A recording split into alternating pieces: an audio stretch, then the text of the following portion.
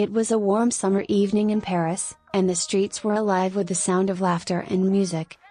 Sophie, a young artist, was sitting at a small cafe, sipping a cup of coffee and sketching the people around her. As she looked up, she saw him, a tall, dark-haired man with piercing blue eyes. He was standing across the street, looking at her with a curious expression.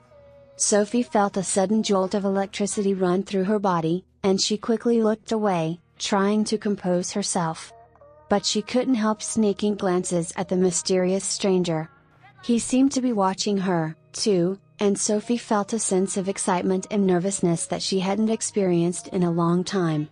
As the evening wore on, Sophie gathered up her things and left the cafe. She walked along the Seine, taking in the sights and sounds of the city. Suddenly, she heard footsteps behind her, and she turned to see the stranger from the cafe walking towards her. "Bonjour," he said, with a charming smile.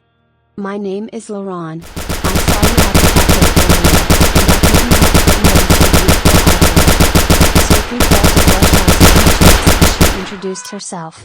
Laurent walked with her along the river, asking her about her art and her inspirations. Sophie found herself opening up to him in a way that she never had with anyone before. As the night wore on, they found themselves lost in conversation, strolling through the winding streets of Montmartre. The city was alive with magic, and Sophie felt like she was falling under Laurent's spell. Eventually, they ended up at a small, intimate restaurant, where they shared a bottle of wine and a delicious meal. The conversation flowed easily, and Sophie felt like she had known Laurent her whole life. As the evening drew to a close, Laurent walked Sophie back to her apartment, his arm casually slung over her shoulder. They stood outside her door, looking into each other's eyes, and Sophie knew that she was falling in love. "Je t'aime," Laurent whispered, his lips brushing against hers.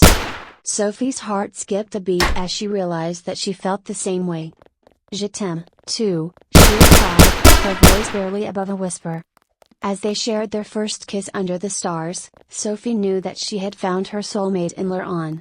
And as they pulled away from each other, gasping for air, Sophie smiled, knowing that this was just the beginning of their love story.